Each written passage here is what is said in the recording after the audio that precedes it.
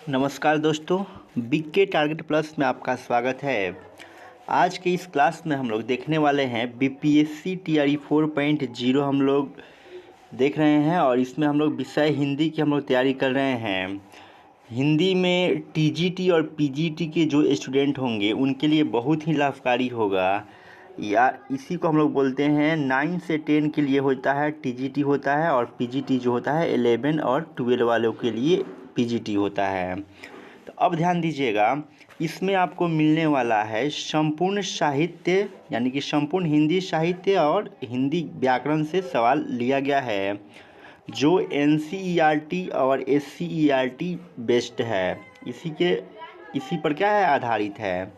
तो ध्यान दीजिएगा, इसके पहले जो है मेरा जो है सेट 8 तक जो है वीडियो डल चुका है और बहुत ही अच्छे ढंग से डिस्कशन कराया गया है। यदि आप नहीं देखे हैं तो प्लेलिस्ट में वीडियो पड़ा हुआ है, वहां से जाके आप देख सकते हैं। आज के इस क्लास में वो देखेंगे सेट 9 से क्वेश्चन देखेंगे और जो भी क्वेश्चन होंगे उनका डिस्कशन जो है प्रीवियस ईयर क्वेश्चन के साथ करा रहे हैं हम। तो आपको बहुत ज़्यादा और भी फ़ायदा होने वाला है। तो चलिए हम लोग देख लेते हैं सेट 9 से हम लोग पहला प्रश्न हम लोग देख लेते हैं। देखिएगा, क्वेश्चन नंबर 1 देख लीजिए। 1 नंबर क्या कह रहा है, व्याकरण से ही पहले प्रश्न आ गया।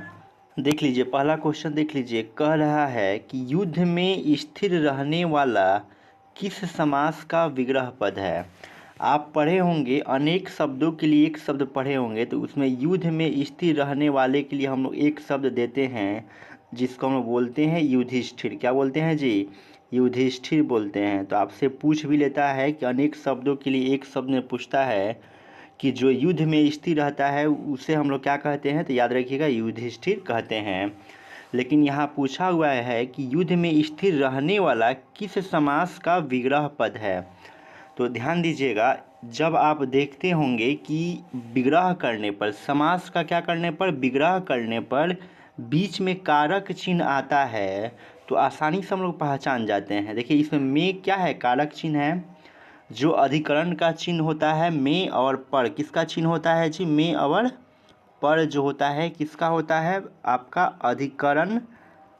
अधिकरण तत्पुरुष समास का होता है। लेकिन यहाँ पर जो है अधिकरण ऑप्शन में नहीं दिया है, तो बताइए क्या आंसर हो जाएगा। तो आंसर आपका जो होगा अलुक तत्पुरुष समास हो जाएगा। अगर विकल्प में अगर देता कि अधिकरण तत्पुरुष समास अगर विकल्प में दिया रहता तब हम लोग इसके बारे में सोचते, लेकिन नहीं दिया है तो आपका राइट आंसर क्या होगा, अलुक तत्पुरुष समास ही हो जाएगा। इसमें विभक्ति का लोप नहीं होता है अलुक तत्पुरुष समास में, इस चीज़ को आप ध्यान रखेंगे। और एक बात और भी आप जान लीजिए कि जो तत्पुरुष समास जो होते हैं उनके 6 भेद होते हैं। तत्पुरुष समास के कितने भेद होते हैं, 6 भेद होते हैं। देखिए, पहला जो होता है कर्म तत्पुरुष हो जाएगा, दूसरा करण तत्पुरुष, तीसरा संपदान तत्पुरुष हो जाएगा, चौथा आपादान तत्पुरुष, पांचवा जो होगा संबंध तत्पुरुष हो जाएगा और छठा अधिकरण तत्पुरुष हो जाएगा। तो अधिकरण ऑप्शन में नहीं दिया है तो अलुक तत्पुरुष हो जाएगा। अब देखिएगा, आप कहिएगा कि सर 6 में तो आप अलुक का नाम नहीं लिए हैं, तो ये कैसे अलुक तत्पुरुष समास हो जाएगा। तो ध्यान दीजिएगा, ये जो होता है तत्पुरुष समास का जो होता है उपभेद के अंतर्गत आता है। अलुक तत्पुरुष जो होता है तत्पुरुष के उपभेद के अंतर्गत आता है। दूसरी बात आप ध्यान दीजिए, आपसे प्रश्न पूछा जा सकता है कि समास के कितने भेद होते हैं। तो आप याद रखेंगे समास के भी कितने भेद होते हैं, 6 भेद होते हैं। समास के कितने भेद, 6 भेद होते हैं। अगर नाम जानना चाहते हैं तो आप देख भी सकते हैं। पहला अव्ययीभाव समास, दूसरा द्विगु समास, तीसरा द्वंद्व समास, चौथा जो होगा क्रमधारय समास हो जाएगा, और पांचवा जो होगा आपका बहुव्रीहि समास हो जाएगा, और छठा जो हो जाएगा आपका क्रमधारय समास हो जाएगा। तो इस चीज़ को आप ध्यान रखिएगा, ठीक है ना। समास के भी कितने भेद होते हैं, 6 भेद होते हैं। अब देखिएगा, तत्पुरुष समास में क्या होता है कि इसका उत्तर पद आप बोल सकते हैं या दूसरा पद जो होता है प्रधान होता है। आप कैसे पहचानेंगे कि किसी शब्द में तत्पुरुष समास है, तो सबसे पहले क्या करेंगे, उसका विग्रह करेंगे। विग्रह करने पर जो कारक चिन्ह आएगा उसके अनुसार जो है तत्पुरुष समास जो होता है 6 होता है, उसमें से आप चुन लीजिएगा ये कौन सा तत्पुरुष समास है। आई होप आप समझ गए होंगे। कहीं पर भी डाउट होता है तो आप अपने डाउट को कमेंट सेक्शन में ज़रूर कमेंट करके बताएंगे। चलिए अगला क्वेश्चन देखते हैं। क्वेश्चन नंबर 2 नंबर देख लेते हैं। देखिएगा दूसरा क्वेश्चन क्या कह रहा है। कह रहा है कि राम सीता से सुंदर है, इस वाक्य में कौन सा कारक है। देखिएगा राम सीता से सुंदर है, इस वाक्य में कौन सा कारक है। तो ध्यान दीजिएगा, आपको ये जो होता है से जो होता है से चिन्ह जो होता है कारक के अंतर्गत दो ही कारक में होता है। एक जो होता है करण में होता है और एक जो होता है आपका आपादान में होता है।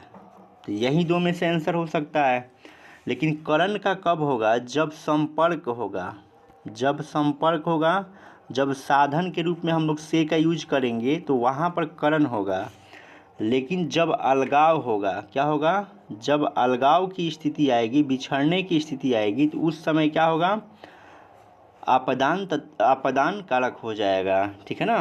तो यहाँ पर देखिएगा राम सीता से सुंदर है, तो सीता से सुंदर हैं राम जी, तो संपर्क थोड़ी ना होगा जी। सीता से सुंदर हैं तो अपने लिए सुंदर खोजेंगे, तो करण तो होगा नहीं, क्या होगा, आपादान होगा। तो यहाँ पर जो होगा आपादान कारक हो जाएगा। ऑप्शन नंबर क्या हो जाएगा, 2 का 2 हो जाएगा।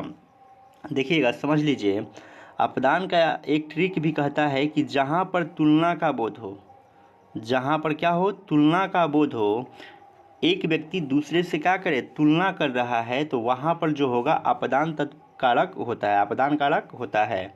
या जहाँ पर भय की स्थिति पैदा हो, जैसे राम शेर से डरता है, तो जहाँ भय की स्थिति उत्पन्न होती है तो वहाँ पर भी क्या होगा, अपदान होगा। और जहाँ तुलना किया जाता है वहाँ पर भी क्या होगा, अपदान कारक ही आपका हो जाएगा। तो ऑप्शन नंबर 2 क्या होगा, आपका राइट आंसर हो जाएगा। यदि कभी कभी क्या होता है कि इसका परिभाषा देके, कारक का परिभाषा देकर ही पूछ लेता है कि ये किसकी परिभाषा है, तो इसका परिभाषा भी आप देख सकते हैं। जैसे याद रखिएगा,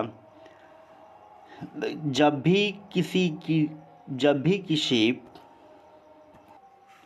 वाक्य में संज्ञा या सर्वनाम का संबंध क्रिया से प्रकट हो, जब भी किसी वाक्य में संज्ञा या सर्वनाम का संबंध जब क्रिया से प्रकट होता है तो उसे हम लोग क्या बोलते हैं, कारक बोलते हैं। तो इस चीज़ को आप ध्यान रखेंगे। अब ध्यान रखिएगा, करण कारक का अगर चिन्ह पूछे तो क्या हो जाएगा, से होगा। से जो आएगा साधन के लिए यूज होगा। आपदान कारक का भी चिन्ह जो होता है से ही होता है, लेकिन अलग होने के सेंस में, बिछड़ने के सेंस में इसका प्रयोग करते हैं। या तुलना करने, जहाँ पर तुलना होगा वहाँ पर से का प्रयोग होगा, यहाँ जहाँ पर भय को दिखाया जाएगा वहाँ पर से का प्रयोग होगा। संप्रदान कारक का चिन्ह क्या होता है, को या के लिए होता है। तो इस चीज़ को आप ध्यान रखेंगे। आई होप आप समझ चुके हैं। चलिए हम लोग देख लेते हैं, लेकिन आप बताइएगा कि कारक के कितने भेद होते हैं। कारक के कितने भेद होते हैं, तो ध्यान रखिएगा इसके 8 भेद होते हैं। कितने भेद होते हैं, 8 भेद होते हैं। आप पढ़े भी होंगे कर्ता कारक, कर्म कारक, करण कारक, संप्रदान कारक, आपदान कारक, संबंध कारक, अधिकरण कारक और संबोधन कारक। तो ये याद रखिएगा कारक के कितने भेद होते हैं, तो 8 भेद होते हैं। आई होप आप समझ गए होंगे। चलिए अगला क्वेश्चन हम लोग देख लेते हैं। क्वेश्चन नंबर 3 देख लीजिए। 3 भी बहुत ही इजी प्रश्न है। इसमें भी हम प्रयास करेंगे कि जो वाक्य का चैप्टर है उसको ख़त्म ही कर दे। चलिए 3 नंबर देखिएगा। कह रहे कि आचार्यों ने कहा है कि अहिंसा ही परम धर्म है, संरचना के आधार पर वाक्य भेद बताएं। देखिएगा आपसे पूछा गया है कि संरचना के आधार पर वाक्य के भेद पूछा गया है। तो आप याद रखिएगा संरचना के आधार पर वाक्य के 3 भेद होते हैं। कितने भेद होते हैं, 3 भेद होते हैं। पहला होता है सरल वाक्य होता है, दूसरा संयुक्त वाक्य होता है और चौथा जो होता है मिश्र वाक्य होता है। तो सरल वाक्य में क्या होता है कि जो सीधा वाक्य होता है, जिसमें जो सीधा वाक्य होता है, जो सरल वाक्य होता है, या आप कह सकते हैं कि जिसमें एक कर्ता और एक ही क्रिया होती है, वहाँ पर क्या होता है कि सरल वाक्य वहाँ पे होता है। अब देखिएगा जैसे इसका एग्जाम्पल भी समझ लीजिए। जैसे राम घर जाता है, सीता बाजार जाती है, मोहन घर से आता है, तो ये सब सरल वाक्य हो जाएगा। अब देखिएगा संयुक्त वाक्य का आप पहचान याद रखिएगा। यदि किसी वाक्य में क्या मिले, किंतु,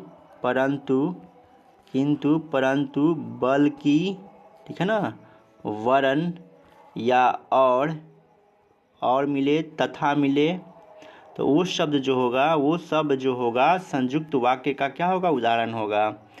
मिश्र वाक्य में देख लीजिए, जहाँ पर क्या मिले, की मिल जाए, वाक्य के बीचों बीच में क्या मिल जाए, की मिल जाए, जिससे लगे कि वाक्य जुड़ रहा है, या जो डैश डैश सो मिल जाए, जिसकी डैश डैश उसकी मिल जाए, या आप कह सकते हैं कि जो भी संबंधवाचक सर्वनाम पढ़े हैं ना, जो भी संबंधवाचक सर्वनाम का उदाहरण होता है वो समझ लीजिए कि ये आपका जो है मिश्र वाक्य का क्या होता है, उदाहरण होता है। तो कह रहा था कि आचार्यों ने कहा है कि अहिंसा ही परम धर्म है। देखिए यहाँ पर की जो है वाक्यों को जोड़ने का प्रयास कर रहा है, तो की शब्द मिल गया तो ये मिश्र वाक्य का पहचान हो गया, तो ऑप्शन नंबर 4 हो जाएगा। और याद रखिएगा संरचना के आधार पर वाक्य के 3 भेद होते हैं, सरल वाक्य, संयुक्त वाक्य और मिश्र वाक्य। कभी कभी आपसे पूछ लेगा कि अर्थ के आधार पर वाक्य के कितने भेद होते हैं, तो याद रखिएगा अर्थ के आधार पर वाक्य के 8 भेद होते हैं। इस चीज़ को अगर आप ध्यान रखते हैं तो यहाँ से 1 नंबर आपका बनेगा ही बनेगा एग्जाम में। चलिए क्वेश्चन नंबर हम लोग 4 नंबर देख लेते हैं। 4 नंबर कह रहा है, 4 नंबर का चारों ऑप्शन देखिए। 4 नंबर कह रहा है कि आपने बुलाया होता तो हम अवश्य आते। आपने बुलाया होता तो हम अवश्य आते। ये जो है किस प्रकार का वाक्य भेद है, अर्थ के आधार पर पूछा है। तो अभी बताए थे कि अर्थ के आधार पर वाक्य के कितने भेद होते हैं जी, 8 भेद होते हैं। इस चीज़ को मत भूलिएगा, ठीक है ना। अर्थ के आधार पर वाक्य के 8 भेद होते हैं।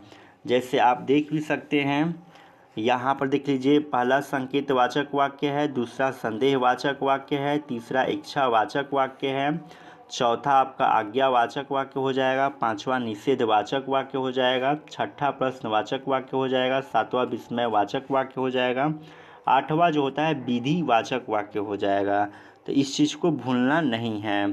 कारक के भी कितने भेद होते हैं, तो 8 भेद होते हैं, अभी हम आपको बताए हुए थे। कह रहा है कि आपने बुलाया होता तो हम अवश्य आते। तो यहाँ पर जो है संकेत कर रहा है कि आपने थोड़ा सा भी कहा होता, बुलाया होता तो हम अवश्य आ जाते, संकेत कर रहा है, तो संकेतवाचक वाक्य हो जाएगा ऑप्शन नंबर 3।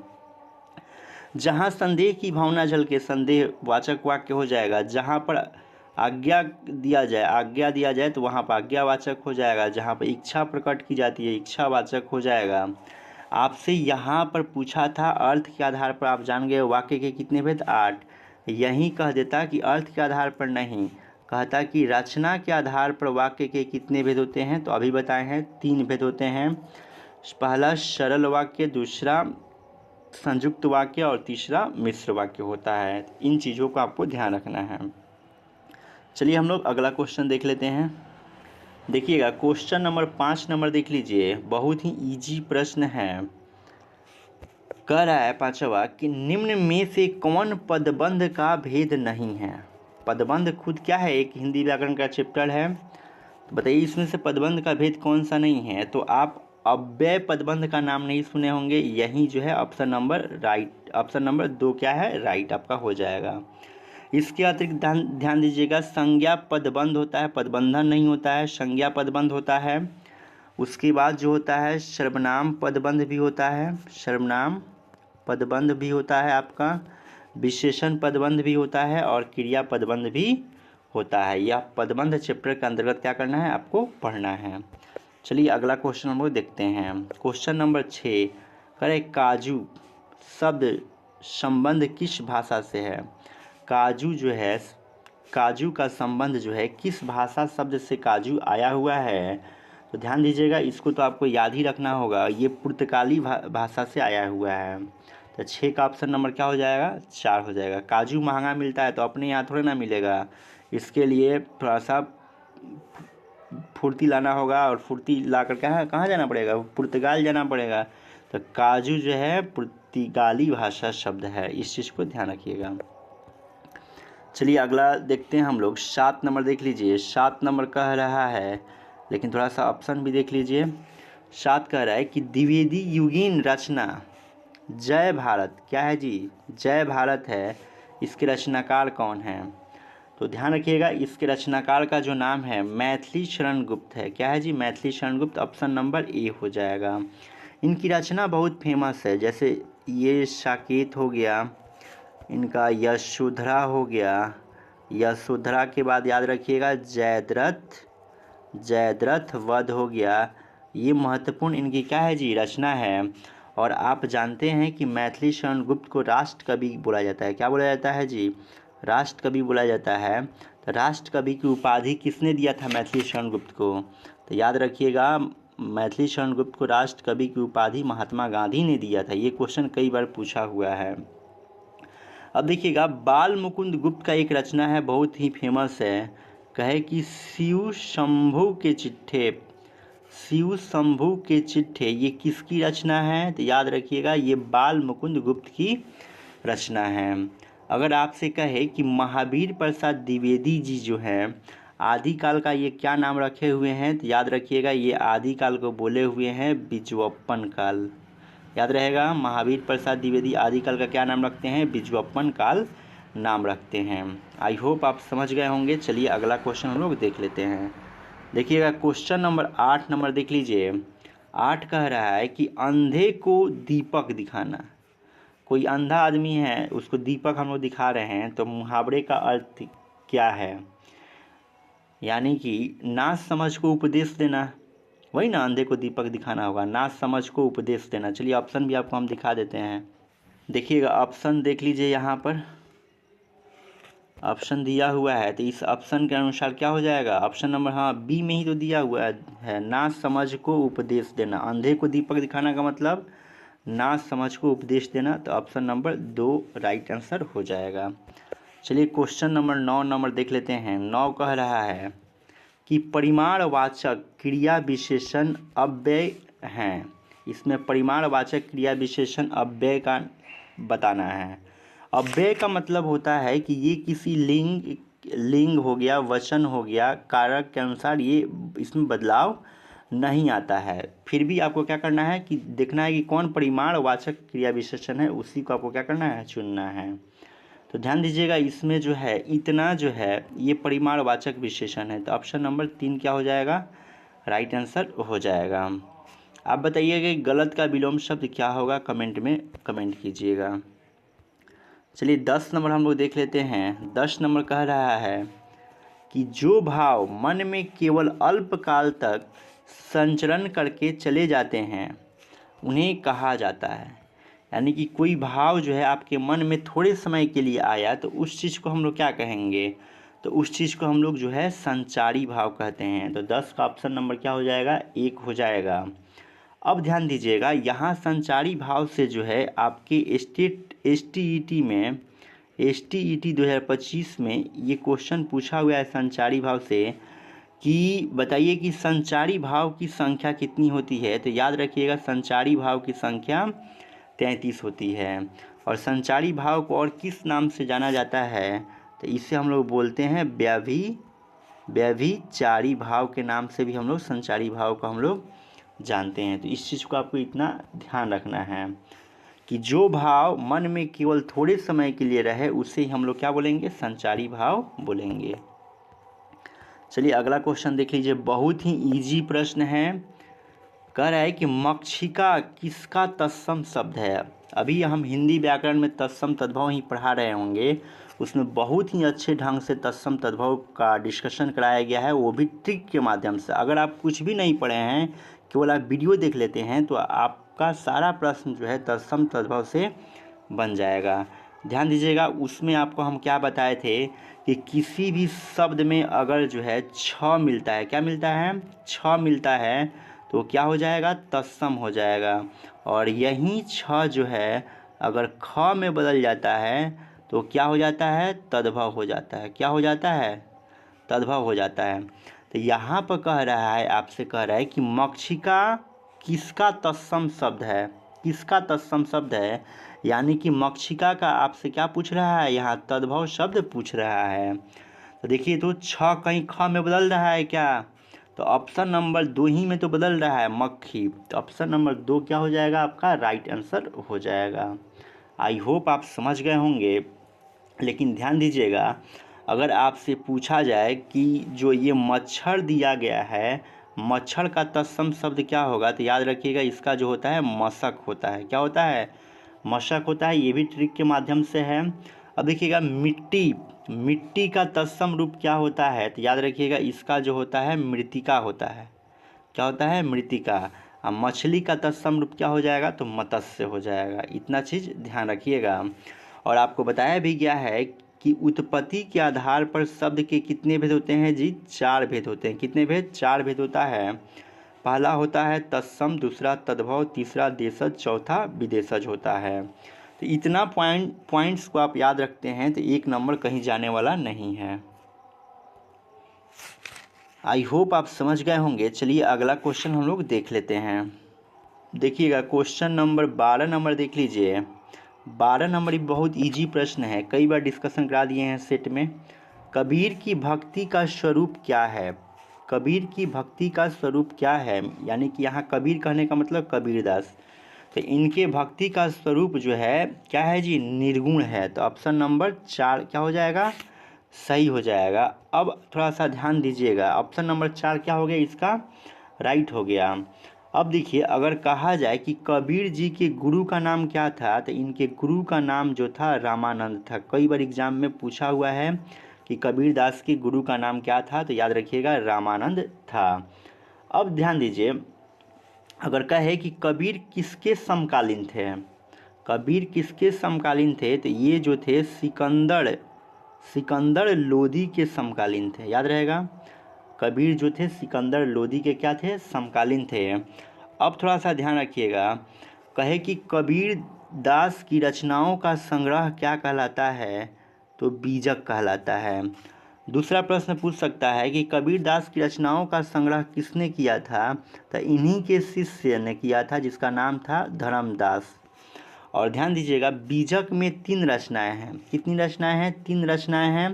पहला साखी है, दूसरा शबद है और तीसरा रामायणी है। इतना चीज़ कबीर से आप याद रखिएगा। चलिए अगला प्रश्न हम देख लेते हैं। क्वेश्चन नंबर 13 नंबर देख लीजिए। 13 कह रहा है कि दिए गए वाक्य के लिए प्रयुक्त होने वाले सही विकल्प को चुनना है। क्या कह रहा है कि वह कवि जो तत्काल कविता करने में कुशल हो।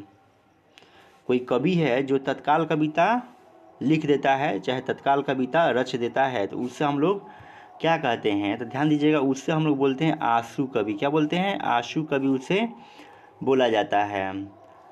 चलिए यहाँ पर ध्यान दीजिएगा, ये जो प्रश्न उठाया गया है अनेक शब्दों के लिए एक शब्द से ये प्रश्न जो है लिया गया है। तो इस चीज़ को ध्यान रखिए किस किस चैप्टर से प्रश्न उठाया जा रहा है। चलिए क्वेश्चन नंबर 14 नंबर देख लीजिए। 14 नंबर भी जो है अगले चैप्टर से उठाया गया है, जिस चैप्टर का नाम जो है आपको हम बता देते हैं श्रुति सम भिन्नार्थक शब्द। पढ़े होंगे, श्रुति सम भिन्नार्थक शब्द से ये जो है प्रश्न उठाया गया है। देखिए क्या कह रहा है, कह रहा है कि नीचे दिए गए शब्द युग्म के सही अर्थ भेद का चयन कीजिए। यानी आपसे क्वेश्चन जो कह रहा है कि अभिराम का जो अर्थ है इस साइड दिया हुआ है और अविराम का जो अर्थ है इस साइड दिया हुआ है, तो उसको आपको चुनना है। तो अब आप ध्यान दीजिएगा, अविराम का मतलब क्या होता है, विराम का मतलब ठहरना, और अविराम का मतलब क्या हो जाएगा, जो नहीं ठहर रहा है, लगातार चल रहा है, यानी कि लगातार हो जाएगा। और अभिराम का मतलब होता है आपका सुंदर होता है। क्या होता है जी, सुंदर। तो इसमें देखिए इस साइड देखिए आप कि किसका मतलब सुंदर होगा। देखिए यहाँ पर सुंदर तो दिया ही है, तो ऑप्शन 4। अभिराम का मतलब लगातार, तो ये भी दिया हुआ है, तो राइट आंसर क्या हो जाएगा, ऑप्शन नंबर क्या हो जाएगा 4 राइट आंसर हो जाएगा। तो आपको क्या करना है, शब्द के अर्थ भी क्या करना है, याद रखना है। चलिए अगला क्वेश्चन देखते हैं। क्वेश्चन नंबर 15 देख लीजिए। 15 कह रहा है जेते तुम तारे तेते नभ में न तारे। इस वाक्य पंक्ति में दिए गए विकल्पों में सही अलंकार का चयन कीजिए। यहाँ पर ध्यान दीजिएगा, यहाँ पर जो है, यहाँ पर एक तारे हैं और यहाँ पर एक तारे हैं। दोनों तारे का अर्थ जो है अलग अलग यहाँ पर निकलेगा। भले शब्द एक ही जैसा दे रहा है, लेकिन जब अर्थ अलग अलग निकलेगा तो वहाँ पर जो अलंकार होता है यमक अलंकार होता है। क्या होता है जी? यमक अलंकार होता है। चलिए आपको हम ऑप्शन दिखा देते हैं। देख लीजिए, ऑप्शन भी देख लीजिए, यहाँ पे आ ही गया। तो आपका यमक अलंकार क्या हो जाएगा? राइट आंसर हो जाएगा। उपमा अलंकार कैसे पहचानेंगे? यदि किसी पंक्ति में सा, सी, शे, सम, सरिस शब्द दिया होगा तो वहाँ उपमा अलंकार आपका हो जाएगा। चलिए अगला क्वेश्चन देखते हैं। 16 नंबर कह रहा है कि दीप सा मन जल चुका है, इस पंक्ति में वाचक शब्द कौन सा है? तो जिससे हम लोग क्या करते हैं, अलंकार को पहचानते हैं। अभी हम आपको बताए थे ना कि जिसमें जो है सा से सी दिया रहे वो कौन सा अलंकार हो जाएगा? तो उपमा अलंकार हो जाएगा। तो जो ये देख रहे थे आप, सा, सी, से, सम, सरिस, तो उसी में से उठा के कह रहा है कि सा दीप सा मन जल चुका, इस पंक्ति में वाचक शब्द कौन सा है? तो यही ना वाचक शब्द है, शा वाला वाचक शब्द है। तो ऑप्शन नंबर क्या हो जाएगा आपका? 2 राइट हो जाएगा। ऑप्शन नंबर 2, 16 का क्या हो जाएगा? 2 हो जाएगा। और ये जो पंक्ति लिखा गया है किस अलंकार का उदाहरण है? तो अभी हम आपको बताए थे ये उपमा अलंकार का उदाहरण है, क्योंकि पंक्ति में सा, शी, शे, सम, सरिस मिलता है तो उपमा अलंकार का क्या होता है? उदाहरण हो जाता है। चलिए अगला प्रश्न देखते हैं। 17 नंबर देख लीजिए। कह रहा है कि रीजु का विलोम है, रीजु का विलोम क्या हो जाएगा? तो ध्यान दीजिएगा, बहुत इजी प्रश्न दिया है। रीजु का मतलब होता क्या है पहले जान लीजिए। रीजु का मतलब जो होता है सीधा होता है। क्या होता है? सीधा। और वक्र का मतलब जो होता है टेढ़ा होता है, इसीलिए हम इजी बोल रहे थे। 17 का 4 नंबर क्या हो जाएगा? सही हो जाएगा। आप बताइएगा, सरल का विलोम शब्द क्या हो जाएगा? कठिन हो जाएगा। अगर आपसे पूछा जाए कि त्रिकोण में कौन सा समास है, त्रिकोण में कौन सा समास है, तो याद रखिएगा इसमें जो है द्विगु समास है। कौन सा समास है? द्विगु समास है, क्योंकि पहला पद जो है यहाँ संख्यावाची दिया है। त्रि मतलब 3 गिन रहे हैं ना, तो जब भी गिनती वाला शब्द शुरू में मिल जाए तो वहाँ द्विगु समास होता है। तो इस चीज़ को भी आप ध्यान रखेंगे। चलिए क्वेश्चन नंबर 18 देखिए। रसाल शब्द का अर्थ है, रसाल शब्द का अर्थ क्या हो जाएगा? तो रसाल किसका प्रवाची शब्द दिया हुआ है? तो ये आम का प्रवाची शब्द दिया हुआ है। तो 18 का ऑप्शन नंबर क्या हो जाएगा? 1 हो जाएगा। आम का प्रवाची शब्द कभी पूछे तो रसाल मत भूलिएगा। अब देखिएगा, कहे कि यहाँ पर जो है केला का प्रवाची शब्द क्या हो सकता है? पक्षी का प्रवाची शब्द क्या हो सकता है? ये पक्षी वाला तो खूब पूछता है, इसका प्रवाची शब्द जरूर आप याद कर लेंगे। चलिए आगे हम लोग देखते हैं। इसका प्रवाची शब्द वैसे तो एग्ज़ाम में पूछा जाता है, जैसे द्विज, ये खूब पूछता है कि द्विज किसका प्रवाची शब्द है? तो ये पक्षी का है। इसके अतिरिक्त खग है, तो आप थोड़ा सा और भी याद कर लेंगे इसका प्रवाची शब्द, ताकि एग्ज़ाम में दिक्कत ना हो।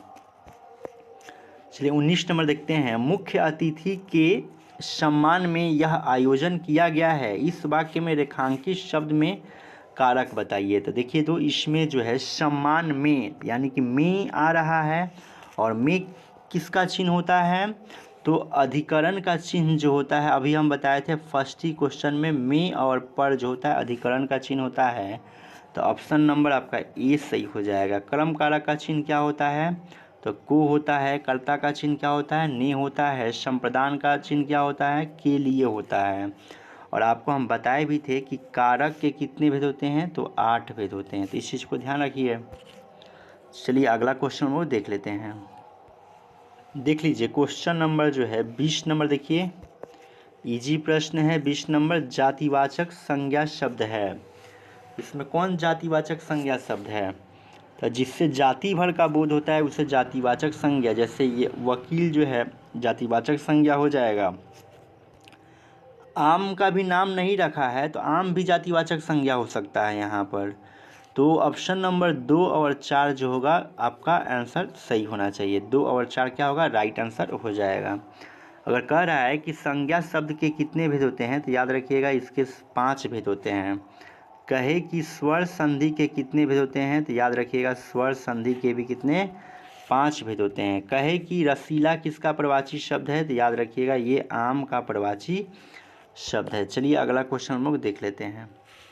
क्वेश्चन नंबर 21 नंबर देखिए, 21 थोड़ा बड़ा है, छोटा करते हैं इसको। 21 नंबर कह रहा है निम्नलिखित में से संयुक्त वाक्य का चयन कीजिए। अभी आपको हम समझाए थे कि संयुक्त वाक्य कैसे पहचानेंगे। तो यदि किसी वाक्य में क्या लिखा हो, किंतु, परंतु, बल्कि, लेकिन, लेकिन, वरन, तथा, और, ये शब्द दिया होगा, ये शब्द कोई भी दिया होगा तो आपका जो होगा संयुक्त वाक्य का क्या हो जाएगा, एग्जाम्पल हो जाएगा। जैसे पढ़िए, आप बताएं कि आपकी समस्या क्या है, तो की वाला आ गया तो मिश्र वाक्य हो जाएगा, लेकिन संयुक्त वाक्य पूछा है तो ये होगा नहीं। मैं तुम्हारे साथ व्यापार करना चाहता हूँ, तो ये सीधा वाक्य दिख रहा है तो ये सरल वाक्य हो जाएगा, तो ये भी नहीं होगा। अब देखिएगा, उसने खाना खाया और सो गया, इसमें और शब्द मिल रहा है ना, और पहचान में भी आपको बताया गया कि और आ जाए तो क्या होगा, संयुक्त वाक्य हो जाएगा। तो ऑप्शन नंबर 3 क्या होगा, राइट आंसर हो जाएगा। चलिए अगला क्वेश्चन देखते हैं। क्वेश्चन नंबर हम लोग देख लेते हैं 22 नंबर देख लेते हैं। देखिएगा क्वेश्चन नंबर 22 क्या कह रहा है, छंद से संबंधित गणों की सही संख्या है। तो ध्यान रखिएगा, छंद से संबंधित गणों की संख्या जो होती है 8 होती है। कितनी होती है, 8 होती है। अगर आपसे प्रश्न कर दे कि समास के कितने भेद होते हैं या सर्वनाम के कितने भेद होते हैं, तो याद रखिएगा समास के भी 6 भेद, सर्वनाम के भी 6 भेद होते हैं। यदि आपसे प्रश्न करे कि अर्थ के आधार पर वाक्य के कितने भेद होते हैं तो क्या बोलेंगे, 8 भेद होते हैं। अभी तो पढ़ के आ रहे हैं ना हम लोग। चलिए अगला क्वेश्चन देखते हैं। क्वेश्चन नंबर 23 का भी आज ही हम आपको डिस्कशन करा चुके हैं। कह रहा है कि तिरंगा में कौन सा समास है, तिरंगा में कौन सा समास है, तो यहाँ द्विगु समास हो जाएगा। द्विगु समास का मतलब कि पहला पद संख्या वाची हो। तिरंगा में कितना कलर होता है, 3 कलर होता है, तो 3 रंगों वाला, तो तिरंगा क्या हो जाएगा, द्विगु समास का उदाहरण हो जाएगा। द्वंद्व समास में कोई दोनों पद क्या होता है, प्रधान होता है। अव्ययी भाव समास का पहला पद जो होता है अव्यय होता है। तत्पुरुष समास का उत्तर पद क्या होता है, प्रधान होता है। आई होप आप समझ गए होंगे। चलिए हम लोग अगला क्वेश्चन देख लेते हैं। देखिएगा क्वेश्चन नंबर 24 नंबर देख लीजिए। 24 ही बहुत अच्छा क्वेश्चन दिया हुआ है। कह रहा है कि किस भाव की परिपक्व अवस्था को रस कहा जाता है। किस भाव की परिपक्व अवस्था को हम लोग रस कहते हैं, तो ध्यान दीजिएगा, अस्थाई भाव की परिपक्व अवस्था को क्या बोला जाता है, रस बोला जाता है। और आप याद रखिएगा, अगर कहे कि रस की संख्या कितना होता है, तो भरत मुनि जो हैं, भरत मुनि अपने पुस्तक नाट्य शास्त्र में जो है रसों की संख्या 8 बताते हैं। तो याद रखिएगा, भरत मुनि के अनुसार रसों की संख्या कितनी है, 8 है। अगर कहे कि संचारी भाव की संख्या कितनी है, तो अभी हम बताए थे इसकी संख्या 33 है। इससे हम लोग व्याभिचारी भाव भी हम लोग कहते हैं। चलिए अगला क्वेश्चन देखते हैं। क्वेश्चन नंबर 25 नंबर देख लीजिए। कह रहा है कि मैंने राधा के लिए कपड़े खरीदे, इस वाक्य में कारक का प्रकार बताइए। देखिए क्वेश्चन जो है रिपीट कर रहा है, आपको हम डिस्कशन खुद कराए हुए हैं कि जहाँ पर भी कारक चिन्ह के लिए के लिए आए, क्या है, कारक चिन्ह में के लिए आए, तो वहाँ पर आपका ऑप्शन क्या होगा, संप्रदान कारक हो जाएगा। के लिए किसका चिन्ह होता है, कर्ता कारक का ना चिन्ह होता है।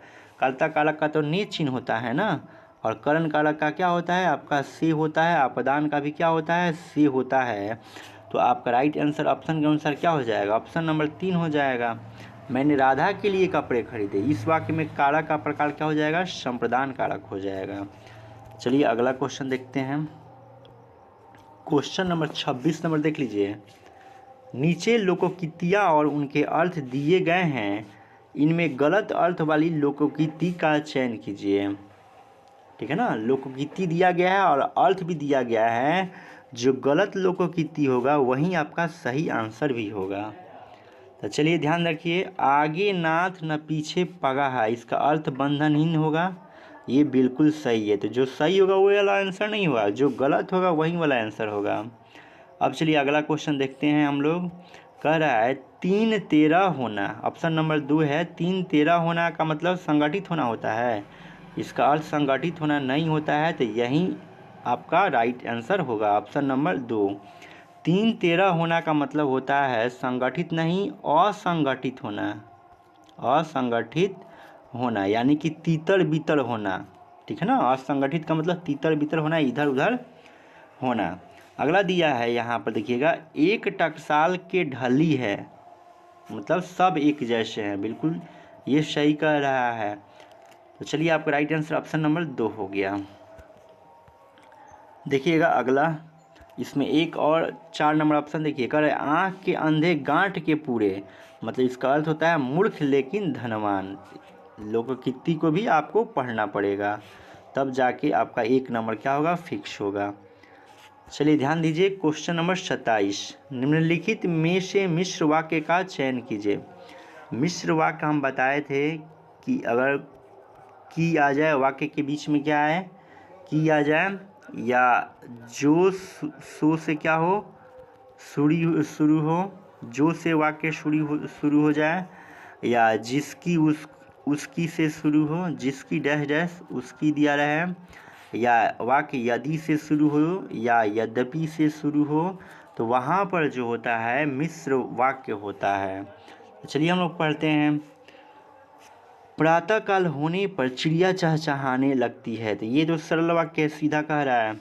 दूसरा वाक्य देखिए, सुबह पहली बस पकड़कर शाम तक लौट आओ, ये भी जो है सरल वाक्य है। जो विद्यार्थी परिश्रमी है वह अवश्य सफल होगा, देखिए तो यहाँ जो से शुरू हो रहा है, तो ऑप्शन नंबर 27 का क्या हो जाएगा, 3 हो जाएगा। देखिए जो वाला आ गया, जो से शुरू हो रहा है यहाँ पर, तो आपका 27 का क्या हो जाएगा, 3 हो जाएगा।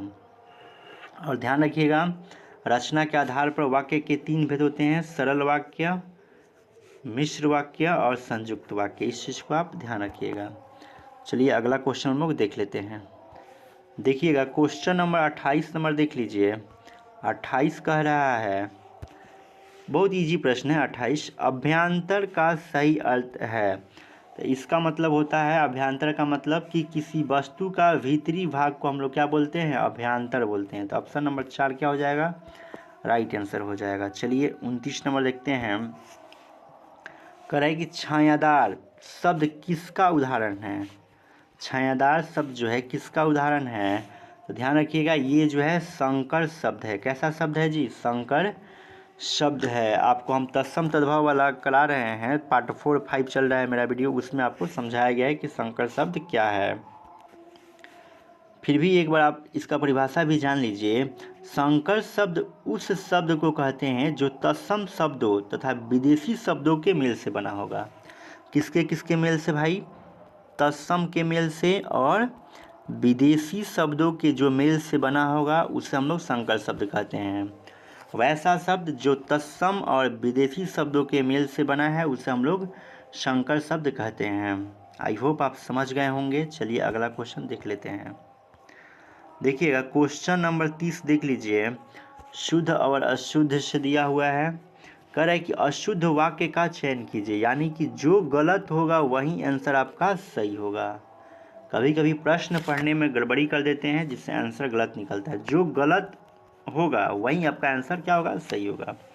तो चलिए हम लोग देखते हैं। कह रहा है पहला कि कामायनी उच्च कोटि का काव्य है, बिल्कुल ये सही लिखा हुआ है। माता पिता पूजनीय हैं, तो पूजनीय कोई शब्द नहीं होता है, ये जो होता है पूजनीय होता है। क्या होता है जी, पूजनीय होता है, ऐसे होता है पूजनीय, पूजनीय नहीं होता है। तो ये गलती लिखा हुआ था, तो जो गलती लिखा है वही हमारा क्या होगा, राइट आंसर होगा। क्योंकि अशुद्ध पूछा हुआ है तो 30 का क्या हो जाएगा, 2 नंबर हो जाएगा। यहाँ पर कभी कभी पूछता है कि उज्ज्वल कैसे लिखेंगे, तो देख लीजिए उज्ज्वल जो है यहाँ पर जो है गलती लिखा गया है, सही नहीं लिखा गया है। उज्ज्वल हम लोग लिखते हैं उ जजर संयुक्त व ल, ऐसे आधा जजर रहता है इसमें, देख लीजिएगा आप, ऐसे ही हम लोग उज्ज्वल लिखेंगे। यहाँ पर भी क्या है, लिखने में गलती हुआ है। चलिए हम लोग अगला क्वेश्चन देखते हैं। क्वेश्चन नंबर 31 नंबर देख लेते हैं। 31 नंबर देखिएगा, कह रहा है कि जब किसी सामान्य बात का विशेष बात से तथा विशेष बात का सामान्य बात से समर्थन किया जाए वहाँ कौन सा अलंकार होगा। तो हम अलंकार चैप्टर भी आपको 5 भाग में पढ़ाए हुए हैं, वहाँ पर बहुत अच्छे ढंग से आपको समझाया गया है। आप देखिएगा तो आपका मन जो होगा वहाँ प्रसन्न हो जाएगा, क्योंकि सारे क्वेश्चन का डिस्कशन ऐसे ही वहाँ कराया गया है। तो चलिए यहाँ पर जो है, जब किसी सामान्य बात से विशेष बात से तथा विशेष बात का सामान्य बात से समर्थन करेंगे तो वहाँ पर अर्थांतर न्यास अलंकार हो जाएगा। अर्थांतर न्यास अलंकार क्या हो जाएगा, सही हो जाएगा। चलिए हम आपको ऑप्शन भी दिखाते हैं। देखिएगा इसमें जो दिया गया है अर्थांतर न्यास अलंकार दिया गया है, तो ऑप्शन नंबर 3 ही हो जाएगा, क्योंकि परिभाषाएं उठाकर दे दिया था कि जब किसी सामान्य बात का विशेष बात से अब विशेष बात का सामान्य बात से समर्थन हो तो वहाँ पर क्या होता है, अर्थांतर न्यास अलंकार होता है। आ गई बात समझ में। जैसे इसका उदाहरण भी है, जो रहीम उत्तम प्रकृति का करी सकत कुसंग, चंदन विष व्याप्त नहीं लिपटे रहत भुजंग। ठीक है ना। अब समझाने का मेरे पास यहाँ समय नहीं है, नहीं तो आपको लिख के हम इसका अर्थ भी आपको हम बताते हैं। चलिए देखते हैं क्वेश्चन नंबर 32।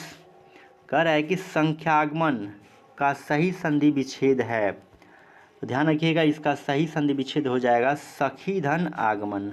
तो ऑप्शन नंबर क्या हो जाएगा, एक राइट आंसर हो जाएगा। लेकिन कहीं अगर आपसे पूछ दे कि इसमें कौन सी संधि है तो दिमाग आपका घूम जाएगा, दिमाग घूम जाएगा। यदि मेरा संधि वाला लेक्चर आप नहीं देखे होंगे तो दिमाग ज़रूर घूम जाएगा। यदि आप नहीं देखें तो संधि वाला मेरा लेक्चर जाके देखिए, वहाँ से ज़रूर कवर होगा। ध्यान दीजिएगा, आपको हम बता भी देते हैं कि यदि य और व के पहले क्या मिले, आधा वर्ण मिले। क्या मिले, य और व के पहले आधा वर्ण मिल जाए तो वहाँ पर जो होता है आपका जो होता है यण स्वर संधि होता है। तो कहे कि संख्यागमन में कौन सी संधि है, तो यण स्वर संधि है। देख लीजिए, य के पहले आधा यहाँ पर ख दिया है तो क्या हो जाएगा, यण स्वर संधि होगा। तो पूरा अच्छे से संधि समझना चाहते हैं तो आप प्लेलिस्ट में वीडियो पड़ा हुआ है, वहाँ से देख सकते हैं। देखिए क्वेश्चन नंबर 33 नंबर देख लीजिए। 33 नंबर कह रहा है कि सूफी प्रेमाख्यानक काव्य परंपरा में आराध्य को प्राय किस रूप में देखा गया है। सूफी वाला बात कर रहा है ना कि आराध्य को किस रूप में देखा गया है, तो इसमें देखा गया है आपके गुरु के रूप में। किस रूप में देखा गया है, गुरु के रूप में देखा गया है, कि प्रेमी के रूप में, कि सखा के रूप में, कि प्रेमिका के रूप में देखा गया है। तो ध्यान रखिएगा, सूफी प्रेमाख्यान में प्रेमिका के रूप में क्या किया गया है, देखा गया है। इस चीज़ को आप ध्यान रखिएगा। चलिए अगला क्वेश्चन में देख लेते हैं। क्वेश्चन नंबर देखिए 34, जो बहुत टॉप का क्वेश्चन है। यही क्वेश्चन जो है STET 2025 में पूछा गया है। चलिए देखते हैं 34 नंबर, निम्नलिखित में से कौन मिश्र बंधुओं में नहीं है। मिश्र बंधु जो थे सहोदर भाई थे, और मिश्र बंधुओं में 3 लोग थे। कितने लोग थे, 3 लोग थे। तीनों का नाम देख लीजिए, श्याम बिहारी मिश्र है, गणेश बिहारी मिश्र है, और सुखदेव बिहारी मिश्र है। कौन नहीं है जी, तो कृष्ण बिहारी मिश्र नहीं है। तो नहीं वाला पूछा था, तो ऑप्शन नंबर क्या हो जाएगा, 1 हो जाएगा। ठीक है ना। तो ऑप्शन नंबर क्या हो जाएगा, 1 जो है आपका राइट आंसर हो जाएगा। ध्यान दीजिएगा, इस तीनों ने मिलकर यानी कि मिश्र बंधुओं के द्वारा एक पुस्तक लिखा गया जिसका नाम है मिश्र बंधु विनोद। मिश्र बंधु विनोद कहे, ये पूछता भी है कि मिश्र बंधु विनोद किसके द्वारा लिखा गया है, तो मिश्र बंधुओं के द्वारा क्या किया गया है, लिखा गया है। और ध्यान दीजिएगा, मिश्र बंधु विनोद जो है कितने भागों में है जी, 4 भागों में है। कितने भागों में है, 4 भागों में है। प्रथम जो 3 भाग है उसका प्रकाशन जो होता है 1913 में, और जो चौथा का प्रकाशन होता है 1934 में होता है। इतना चीज़ आप क्या करेंगे, यहाँ से आप याद रखेंगे। चलिए अगला क्वेश्चन हम लोग देख लेते हैं। देखिएगा क्वेश्चन नंबर 35 नंबर देख लीजिए। 35 कह रहा है कि अपभ्रंश की उत्तरकालीन अवस्था का नाम है। अपभ्रंश की उत्तरकालीन अवस्था का नाम है। तो ध्यान दीजिएगा, इसकी उत्तरकालीन यानी कि अपभ्रंश के बाद कौन सी भाषा आती है, तो अवहट भाषा आती है। तो ऑप्शन नंबर क्या हो जाएगा, 4 हो जाएगा।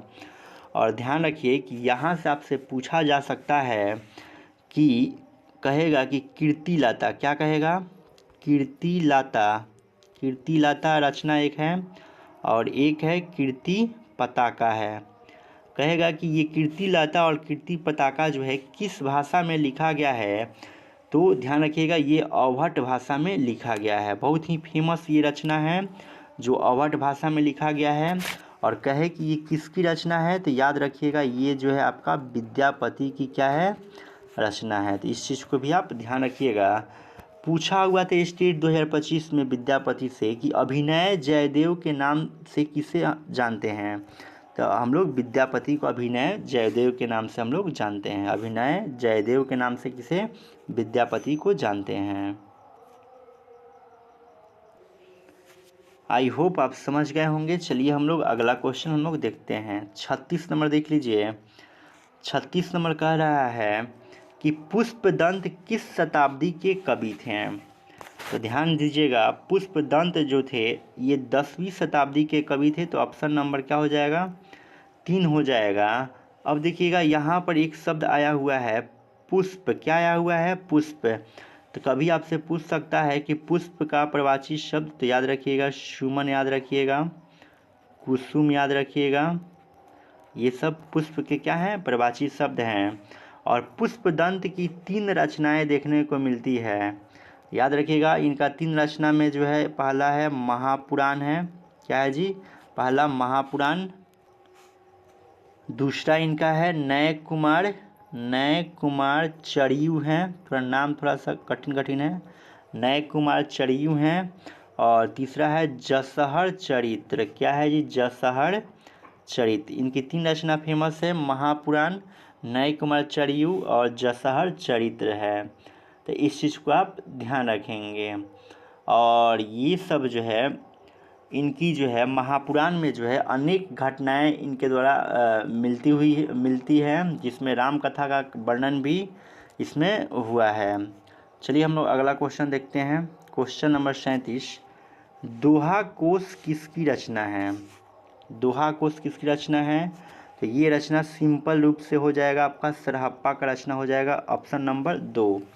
लेकिन STET 2025 में यहाँ से क्वेश्चन बना था सरहप्पा से कि सरहप्पा, यहाँ से क्या क्वेश्चन बना था, सरहप्पा जो है हिंदी के प्रथम कवि हैं। सरहप्पा जो है हिंदी के प्रथम कवि हैं, ये किसने माना था, तो ये माने थे राहुल संकृत्यान ने। राहुल संकृत्यान हिंदी का प्रथम कवि सरहप्पा है, ये किसने कहा था, तो राहुल संकृत्यान ने कहा था। यानी कि राहुल संकृत्यान जी जो हैं सरहप्पा को हिंदी का प्रथम कवि मानते हैं। तो इस चीज़ को आप ध्यान रखिएगा। अपभ्रंश के दूसरे कवि कौन है जी, पुष्पदंत हैं। पूछे कि अपभ्रंश के दूसरे कवि कौन है, तो पुष्पदंत है। अगर आपसे कहता है कि चार्यापद, क्या कहता है जी, चार्यापद जो है ये किसकी रचना है, तो याद रखेंगे ये जो है सबरपा का रचना है। याद रहेगा सबरपा का रचना है। चलिए अगला क्वेश्चन हम लोग देखते हैं। क्वेश्चन नंबर 38 कह रहा है कि साहित्य लहरी के रचनाकार हैं। इसके रचनाकार जो हो जाएंगे स से साहित्य और स से सूरदास। साहित्य लहरी के रचनाकार कौन हो जाएंगे, सूरदास हो जाएंगे। और ध्यान दीजिएगा सूरदास का एक ही ये रचना नहीं है, साहित्य लहरी ही नहीं है। इनका पहला रचना तो समझ लिए साहित्य लहरी है, दूसरा रचना याद रखिएगा सूरसागर, क्या है जी, सूरसागर है। और तीसरा जो है इनका जो है सुरसरावली है, सुरसरावली है। ये इसलिए लिखे हैं यहाँ पर, नहीं तो बोल के भी हम चले जाते हैं। ये देखिएगा साहित्य लहरी, सूरसागर और सुरसरावली, ये एग्ज़ाम में खूब पूछता है कि ये तीनों रचना जो है किस भाषा में लिखा गया है। तो याद रखिएगा ये तीनों रचना जो है ब्रज भाषा में लिखा गया है। कहे कि साहित्य लहरी किस भाषा में, ब्रज भाषा में। शूरसागर किस भाषा में, ब्रज भाषा में। सुरसरावली किस भाषा में, ब्रज भाषा में। ये जरूर आप याद रखेंगे। तुलसीदास भी एक ग्रंथ लिखे हुए हैं। इस ग्रंथ का नाम है, याद रखिएगा, विनय पत्रिका। क्या है जी, विनय पत्रिका नाम है। और विनय पत्रिका भी किस भाषा में लिखा गया है, ब्रज भाषा में लिखा गया है। तो भाषा संबंधित एक क्वेश्चन आपके एग्जाम में जरूर देखने के लिए मिलता है। चलिए अगला क्वेश्चन हम लोग देखते हैं। 39 नंबर देख लीजिए। कह रहा है कि सखी संप्रदाय के संस्थापक हैं। सखी संप्रदाय के संस्थापक कौन हो जाएंगे? तो इसमें स्वामी हरिदास का नाम दिया है, तो ऑप्शन के अनुसार ऑप्शन नंबर 3 ही क्या हो जाएगा, सही हो जाएगा। चलिए हम लोग अगला क्वेश्चन देखते हैं। क्वेश्चन नंबर जो होगा 40 नंबर होगा। मृगावती किसकी रचना है? तो ये मृगावती जो है आपका कुतुबुन की रचना है, कुतुबुन। तो ऑप्शन नंबर क्या हो जाएगा आपका 2 हो जाएगा। आचार्य शुक्ल ने प्रेमाख्यान काव्य परंपरा का प्रथम ग्रंथ किसको माना है? कुतुबुन को माना है।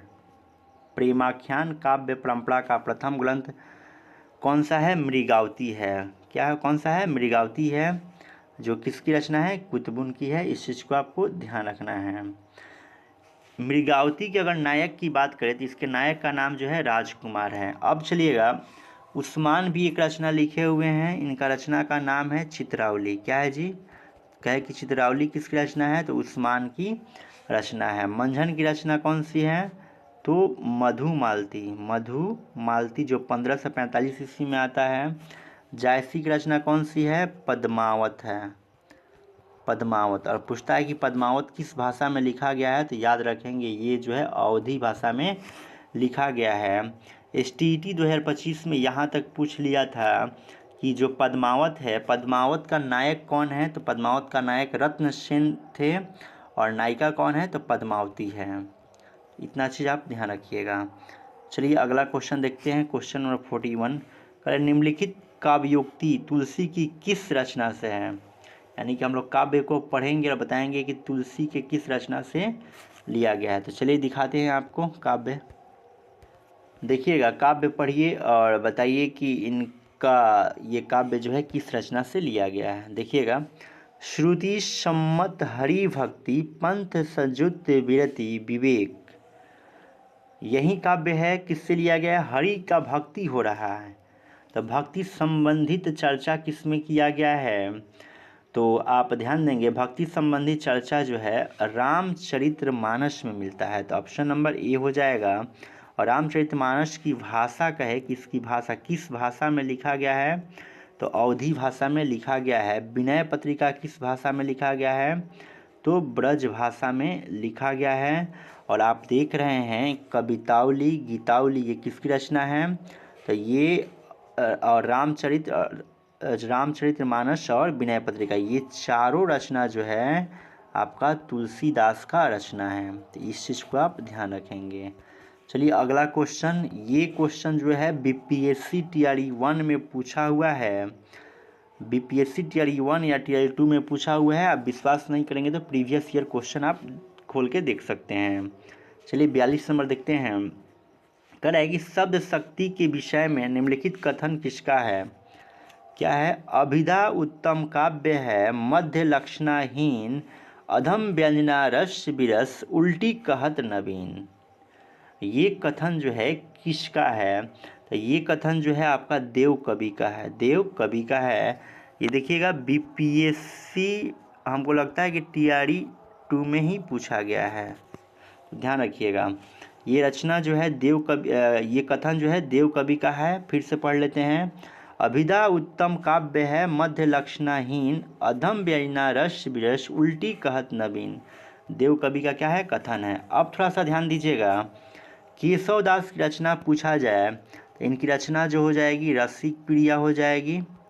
उसके बाद क्या कह सकते हैं? कवि प्रिया इन्हीं की रचना है। रामचंद्रिका इन्हीं की रचना है। जहांगीर जस चंद्रिका किसका है? इन्हीं की रचना है। इतना चीज़ आप ध्यान रखिएगा केशवदास से। चलिए अगला क्वेश्चन देखते हैं। क्वेश्चन नंबर 43 नंबर देख लीजिए। 43 कह रहा है कि निम्नलिखित में से कौन सा नाटक श्रीनिवास दास का नहीं है। नाटक जो है श्रीनिवास दास का नहीं है, तो ध्यान रखिएगा। यहाँ देख रहे हैं कि महारानी पद्मावती जो है ये श्रीनिवास दास का नहीं है, तो ऑप्शन नंबर 2 हो जाएगा।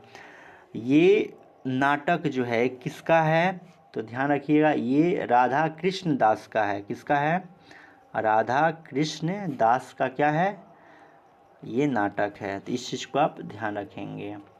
चलिए अगला क्वेश्चन हम लोग देख लेते हैं। क्वेश्चन नंबर 44 नंबर देखिएगा, बहुत ही अच्छा क्वेश्चन दिख रहा है। 44 कह रहा है कि निम्नलिखित में से भारतेंदु का कौन सा नाटक प्रबोध चंद्र उदय की प्रतीकात्मक शैली से प्रभावित है। तो ये जो है भारत दूरदर्शन से क्या है, प्रभावित है। भारत दूरदर्शन किसकी नाटक है, तो ये भारतेंदु का ही है। अंधेर नगरी भी इनका है। विशेष विषमौषधम भी इनका है। वैदिक हिंसा हिंसा न भवती, ये जो है भारतेंदु जी का नाटक है। और रामचंद्र शुक्ल जी जो है इसी को वैदिक हिंसा हिंसा न भवती को भारतेंदु का प्रथम नाटक मानते हैं। और भारतेंदु का एक पत्रिका भी है, याद रखिएगा, कवि वचन सुधा। एग्जाम में पूछा हुआ है, कवि वचन सुधा किसकी पत्रिका है, भारतेंदु की है। बाला बोधनी भी इन्हीं की पत्रिका है, भारतेंदु जी की ही पत्रिका है। चलिए हम लोग अगला क्वेश्चन देखते हैं।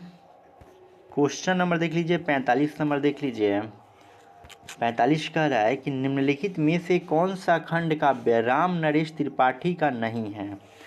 तो ध्यान रखिएगा, राम नरेश त्रिपाठी के बारे में हम चर्चा किए थे, सेट नंबर 8 में ही बताए हुए थे पिछले सेट में।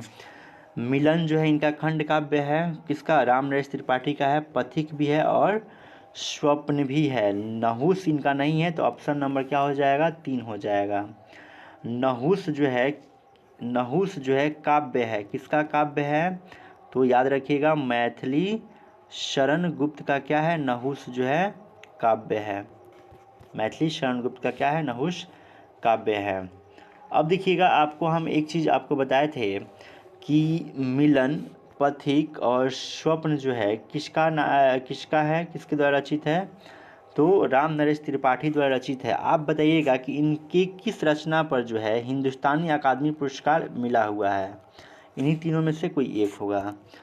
चलिए अगला क्वेश्चन देखते हैं हम लोग। 46 नंबर, बिहारी किस धारा के कवि हैं।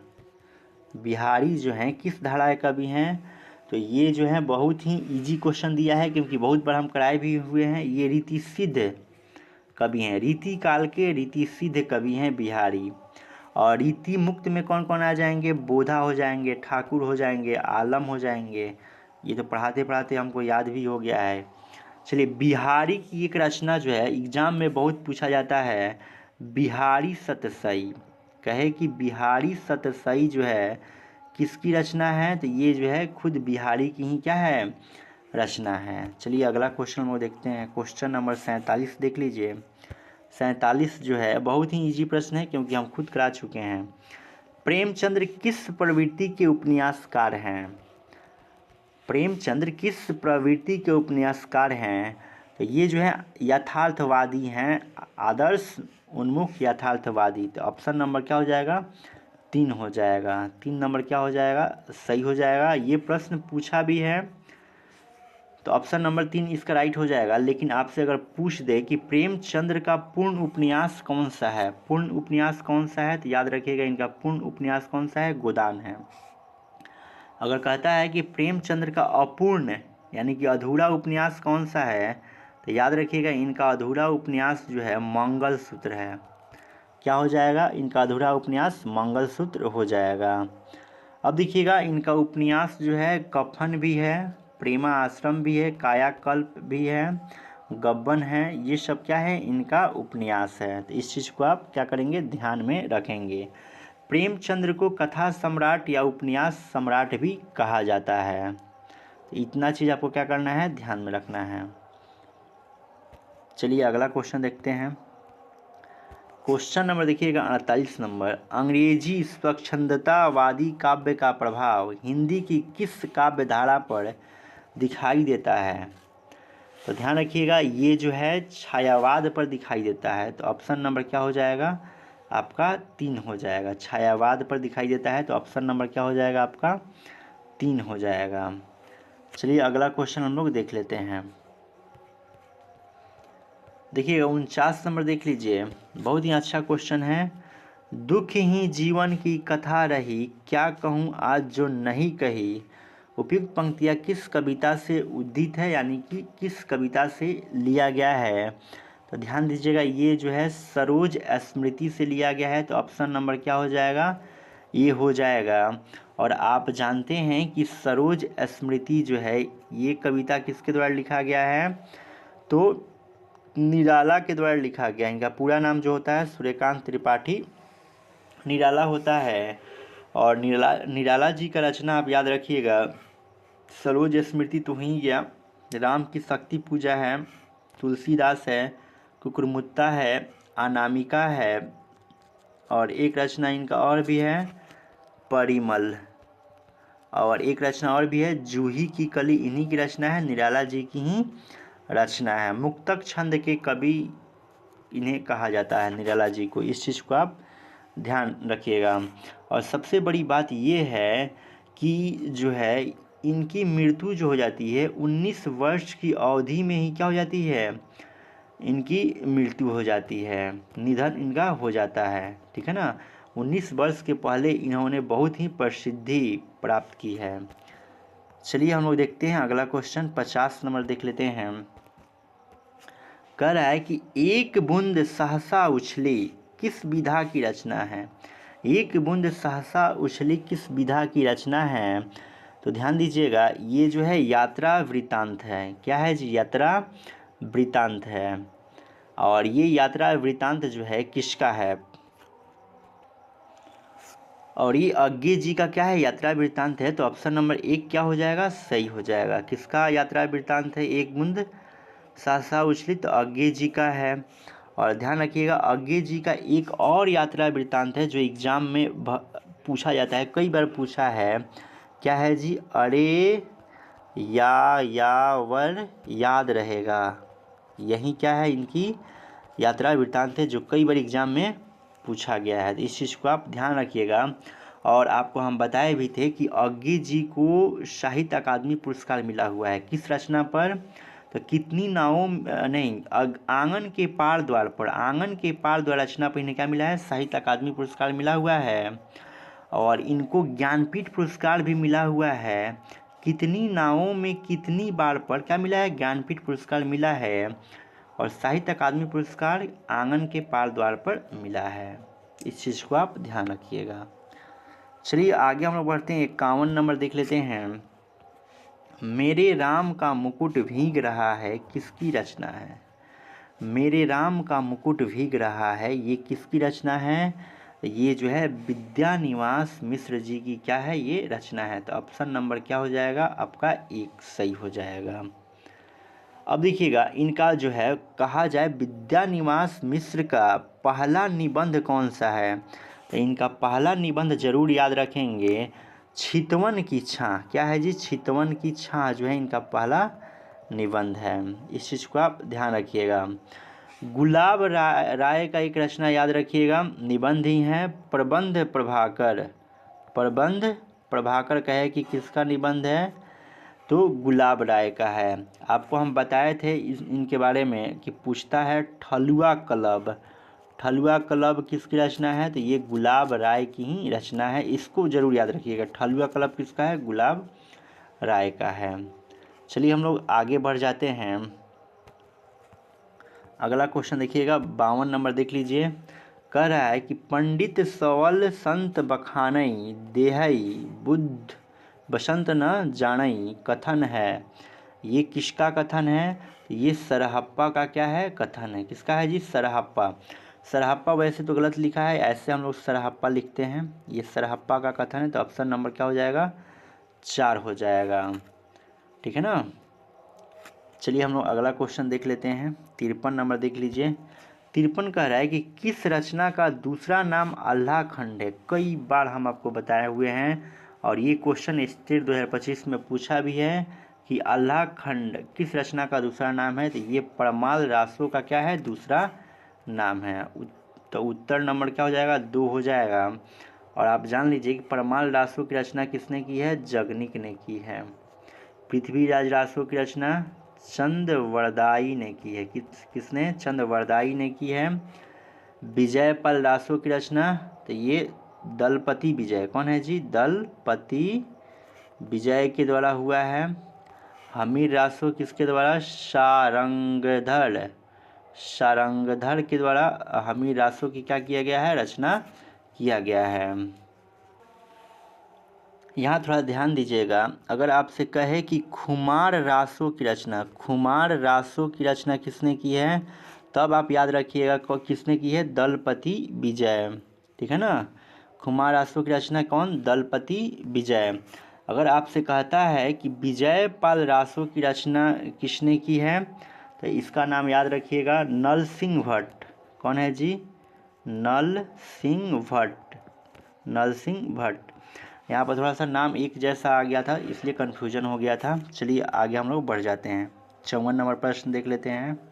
देखिएगा क्वेश्चन नंबर 54 नंबर देख लीजिए, इजी प्रश्न है, कई बार आपको हम बताए भी हैं।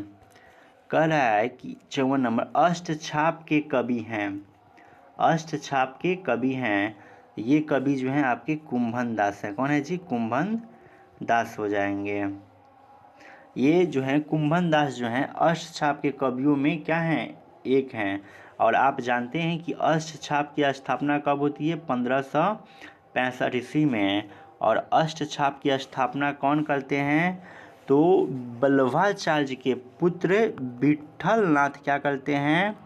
अष्टछाप की स्थापना करते हैं। कब करते हैं? 1565 ईस्वी में करते हैं। और अष्टछाप के कवियों में कुंभन दास भी आते हैं, इस चीज़ को आप ध्यान रखिएगा। चलिए अगला क्वेश्चन हम लोग देख लेते हैं। क्वेश्चन नंबर देखिएगा यहाँ 55, करें कि मुल्ला वजही की रचना है। मुल्ला वजही की रचना क्या हो जाएगी? तो कुतुब मुश्तरी, ऑप्शन नंबर 1 कुतुब मुश्तरी जो है मुल्ला वजही की रचना है। चलिए अगला क्वेश्चन देखते हैं। अगला क्वेश्चन बहुत इम्पोर्टेंट है, रिपीटेड क्वेश्चन है। लोगन कबित की वो खेल करी जानो है, किसकी उक्ति है? किसकी उक्ति है? तो ये जो उक्ति आपको हम बताए हुए हैं, ये ठाकुर की उक्ति है, मतलब कथन है। तो ऑप्शन नंबर 1 हो जाएगा। देखिएगा यहाँ पर जो भी नाम दिया है, ठाकुर है, घनानंद है, मोतीराम है, केशवदास हैं, ये जो हैं रीतिकाल के प्रसिद्ध कवि हैं। किसके कवि हैं? रीतिकाल के प्रसिद्ध कवि हैं। तो इस चीज़ को आप क्या रखेंगे? याद रखेंगे। आपको हम बताए थे केशवदास की रचना बताए थे कि रसिक प्रिया है, कवि प्रिया है, राम जस चंद्रिका है, जहांगीर जस चंद्रिका है। चलिए अगला क्वेश्चन देखते हैं 27 नंबर, कबीर कानी राखी नाही वर्णा आश्रम सट दर्शनी किसने कहा है? ये बोले हुए हैं नाभादास। तो ऑप्शन नंबर क्या हो जाएगा? 57 का 3 हो जाएगा। और एग्जाम में नाभादास से कई बार रचना पूछा हुआ है ये वाला कि भक्त माल जो है किसकी रचना है? तो याद रखिएगा नाभादास की रचना है।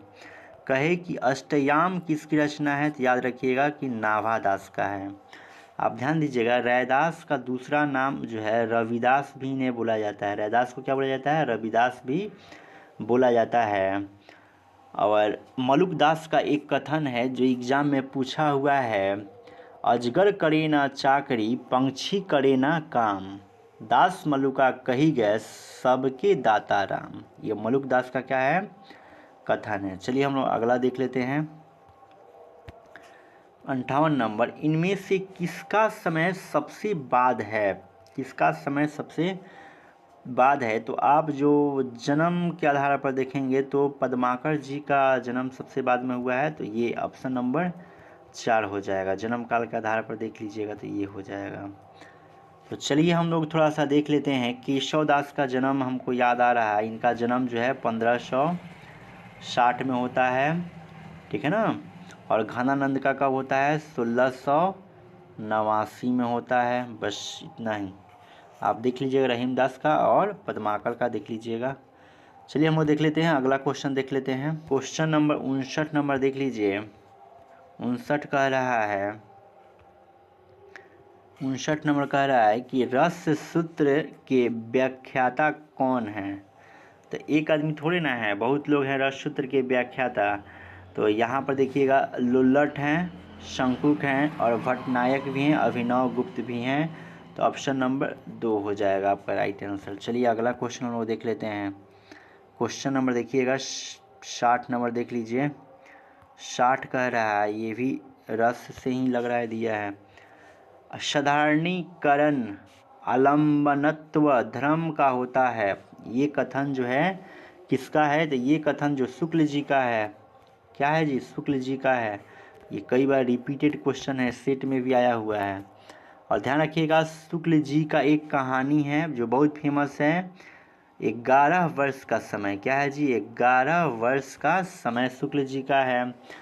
कविता की परख, कविता की परख जो है इन्हीं की रचना है। इनका एक रचना जो है स्टेट 2025 में इस बार पूछा था, कविता क्या है, कहा था कविता क्या है, ये किसकी रचना है। तो शुक्ल जी का रचना है। अभी जो स्टेट का एग्ज़ाम हुआ है उसमें ये पूछा हुआ था। चलिए अगला क्वेश्चन देख लीजिए, बहुत ही इम्पोर्टेंट क्वेश्चन है। हिंदी भाषा के विकास का सही क्रम है। हिंदी भाषा का विकास कैसे हुआ है उसका सही क्रम बताना है। तो इसका विकास जो हुआ है संस्कृत से हुआ है। संस्कृत आया सबसे पहले, तब पाली, तब प्राकृत, तब अपभ्रंश, तब अवहट आया, तब उसके बाद क्या आया, हिंदी आया। इसके बीच में भी कोई भाषा आ सकता है, ठीक है ना। मतलब ऐसा ही क्या है क्रम है। तो आपका ऑप्शन नंबर 2 हो जाएगा। यहाँ तक तो आपका बिल्कुल सही है। इसमें खड़ी बोली भी शायद बीच में आ सकती है, कोई दिक्कत नहीं है। ऑप्शन नंबर 2 इतना याद भी रहेगा तो आप सही करके चले आएंगे। चलिए अगला क्वेश्चन देखते हैं हम लोग। देखिए क्वेश्चन नंबर 62 नंबर देख लीजिए। 62 नंबर भी कई बार एग्जाम में पूछा हुआ है और हम सेट में कराए भी हुए हैं। प्रयोगवाद को बैठे ठाले का धंधा किसने कहा है। फिर से देख लीजिए, प्रयोगवाद को बैठे ठाले का धंधा किसने कहा है। तो ये बोले हुए हैं नंद दुलारे वाजपेयी जी बोले हुए हैं। अब देखिएगा राम कुमार वर्मा को देव पुरस्कार मिला हुआ है। कौन सा पुरस्कार, देव पुरस्कार मिला हुआ है। किस रचना पर देव पुरस्कार मिला हुआ है। तो आपको हम बतलाए भी थे, चित्ररेखा इनकी रचना है जिस पर क्या मिला है, देव पुरस्कार इनको मिला हुआ है। चलिए आगे हम लोग देख लेते हैं। 63 नंबर देख लीजिए। 63 कह रहा है, ऑप्शन दिखा चारों, नहीं दिखा, अब दिखा। चलिएगा कह रहा है कि आदिकाल के निम्नलिखित रचनाकारों का सही अनुक्रम क्या होगा। सही अनुक्रम पूछा हुआ है। तो सबसे पहले जो होंगे आपके कौन आ जाएंगे, सरहप्पा। कहाँ दिया है भाई, 3 नंबर में सरहप्पा, उसका गोरखनाथ, अमीर खुसरो, विद्यापति। ऑप्शन नंबर 3 क्या होगा, राइट आंसर हो जाएगा। ऐसा क्वेश्चन जो है स्टेट 2025 में भी पूछा हुआ था, ठीक है ना। चलिए अगला क्वेश्चन देख लेते हैं। 64 नंबर देख लीजिए। ये भी जो है मिलान ही करने वाला है। करें कि निम्नलिखित रचनाओं को उनके कवियों के साथ सुमेलित कीजिए। कवियों के साथ क्या करना है, सुमेलित करना है। तो समझिए यहाँ पर हम सुमेलित कर देते हैं, आप ऑप्शन देख लीजिएगा। बीजक जो है किसकी रचना है, ये कबीर की रचना है, ठीक। अब देखिएगा भक्तमाल, अभी हम बताते आ रहे हैं कि भक्तमाल जो है नाभा दास की रचना है। किसकी है, नाभा दास की रचना है। अब देखिएगा अखरावट जो है आपका किसका है, जायसी का है। अखरावट हो, कहरनामा हो, ये जायसी का है। अब श्याम सगाई जो है हमको भी याद नहीं था, तो ये जो है आपका नंददास का हो जाएगा। किसका हो जाएगा, नंददास का हो जाएगा। अब सब तो हो ही गया है। अब चलिए हम लोग देख लेते हैं ऑप्शन क्या हो जाएगा। ऑप्शन आपको हम दिखाते हैं। तो देखिएगा कूट दिया है, तो कूट में आपको ऑप्शन भी तो टिक आउट करना पड़ेगा ना, तो उसके अनुसार से आप देख लीजिएगा। हम यहाँ पर बता भी देते हैं आपको, ऑप्शन नंबर 3 जो होगा सही हो जाएगा, क्योंकि 1 का 2 नंबर हम पहले टिक आउट किए थे। कबीर का बीजक वाला क्या किए थे, टिक आउट किए थे, ठीक है ना। तो इसमें पहले 2 ही नंबर आया, तो इसलिए हम लगा दिए, नहीं तो हम भी नहीं लगा पाते, क्योंकि वो पहले PDF में है, ये दूसरे PDF में है। चलिए 65 नंबर देख लेते हैं। कह रहा है कि निम्नलिखित में से किसने रीति काल को श्रृंगार काल कहा है। तो रीति काल को श्रृंगार काल बोले हुए हैं विश्वनाथ प्रसाद मिश्र। तो ऑप्शन नंबर क्या हो जाएगा 65 का 4। अगर आपसे कहता है कि रीति काल को रीति काल किसने कहा है, रीति काल को रीति काल किसने कहा है, तो याद रखिएगा ये रामचंद्र शुक्ल जी बोले हुए हैं। रीति काल को रीति काल रामचंद्र शुक्ल जी बोले हुए हैं, इस चीज़ को आप ध्यान रखिएगा। चलिए अगला क्वेश्चन हम लोग देख लेते हैं। क्वेश्चन नंबर 66 नंबर देख लीजिए। 66 नंबर कह रहा है कि अमृता प्रीतम किस भाषा नहीं, यहाँ पर क्या किस भाषा की साहित्यकार है अमृता प्रीतम। तो ये जो है पंजाबी भाषा की हो जाएंगी। तो ऑप्शन नंबर क्या हो जाएगा 3 हो जाएगा, पंजाबी भाषा की साहित्यकार हैं। अब देखिएगा इनका जो है एक आत्मकथा है जो एग्जाम में पूछा जाता है, रसीदी टिकट। कहे कि रसीदी टिकट जो है किसकी आत्मकथा है, तो ये जो है अमृता प्रीतम की क्या है आत्मकथा है। इसमें ध्यान रखिएगा अगर पूछा जाए कि उर्दू भाषा की लिपि क्या होती है तो क्या हो जाएगा फारसी हो जाएगा। हिंदी भाषा की लिपि क्या होती है तो देवनागरी हो जाएगा। पंजाबी भाषा की लिपि क्या होती है तो इसका क्या हो जाएगा गुरुमुखी हो जाएगा। तो इतना चीज़ ध्यान रखना है। चलिए अगला क्वेश्चन देखते हैं। क्वेश्चन नंबर हम लोग 67 देख लेते हैं। निम्नलिखित में से कौन सा शब्द जड़ शब्द का विलोम है। जड़ शब्द का विलोम क्या होता है, जड़ का मतलब मूर्ख होता है, तो जड़ का विलोम क्या हो जाएगा आपका चेतन हो जाएगा। तो ऑप्शन नंबर 3 हो जाएगा। चलिए अगला क्वेश्चन देखते हैं। क्वेश्चन नंबर 68 देख लीजिए। कह रहा है कि सकार का विलोम शब्द है, तो ऑप्शन के अनुसार जो हो जाएगा निराकार हो जाएगा। तो ऑप्शन नंबर 4 हो जाएगा। चलिए अगला क्वेश्चन देखिएगा 69 नंबर। कह रहा है कि उत्कर्ष का विलोम शब्द है। तो ध्यान रखिएगा सबसे पहले उत्कर्ष का मतलब होता क्या है, तो उत्कर्ष का मतलब होता है आपका उन्नति। अब आप बता सकते हैं कि इसका विलोम क्या होगा, तो उत्कर्ष का क्या हो जाएगा अपकर्ष हो जाएगा, और इसका अपकर्ष का मतलब क्या होता है पतन होता है। आई होप आप समझ गए होंगे। चलिए अगला क्वेश्चन हम लोग देख लेते हैं। देखिएगा क्वेश्चन नंबर जो होगा आप 70 नंबर देख लीजिए। बहुत ही इजी प्रश्न आ रहा है। अब किए हुए को न मानने वाला, किए हुए को न मानने वाला, इसके लिए एक शब्द देना है। अनेक शब्दों के लिए एक शब्द से ये प्रश्न पूछा गया है। तो ये जो हो जाएगा आपका कृतधन हो जाएगा। क्या हो जाएगा कृतधन हो जाएगा। ऑप्शन नंबर 4 हो जाएगा। जो विश्वास के योग्य ना हो तो उसको हम लोग बोलते हैं अविश्वसनीय बोलते हैं। चलिए अगला क्वेश्चन हम लोग देख लेते हैं। क्वेश्चन नंबर देखिएगा 71 नंबर देख लीजिए। कह रहा है कि निम्नलिखित वाक्यांशों में कौन सा वाक्यांश पार्थिव शब्द के लिए उपयुक्त हुआ है। तो यहाँ पर देखिएगा जिसका संबंध पृथ्वी से होता है उसको हम लोग क्या बोलते हैं पार्थिव बोलते हैं। तो ऑप्शन नंबर क्या हो जाएगा 2 हो जाएगा। जिसका संबंध पृथ्वी से होता है उसी को हम लोग पार्थिव बोलते हैं। चलिए अगला क्वेश्चन देख लीजिए। क्वेश्चन नंबर कह रहा है 72। वह जिसके समान दूसरा नहीं हो क्या कहलाता है। वह जिसके समान दूसरा न हो क्या कहलाता है, तो ये जो कहलाता है अद्वितीय कहलाता है। अनेक शब्दों के लिए एक शब्द से ये प्रश्न लिया गया है। चलिए अगला क्वेश्चन देख लेते हैं। कह रहा है 73 नंबर। बड़े न हुजे गुणन बिनु बिरद बड़ाई पाए, कहत धतुरे शो कनक गहनो गढ़ो न जाए। ये क्या कह रहा है थोड़ा सा आगे हम आपको दिखाते हैं। यहाँ पर जो है आपसे अलंकार के बारे में पूछा जा रहा है कि उसमें कौन सा अलंकार था। तो उसमें जो है अर्थांतर अन्यास अलंकार है। तो ऑप्शन नंबर क्या हो जाएगा आपका 3 सही हो जाएगा। चलिए आगे हम लोग बढ़ते हैं।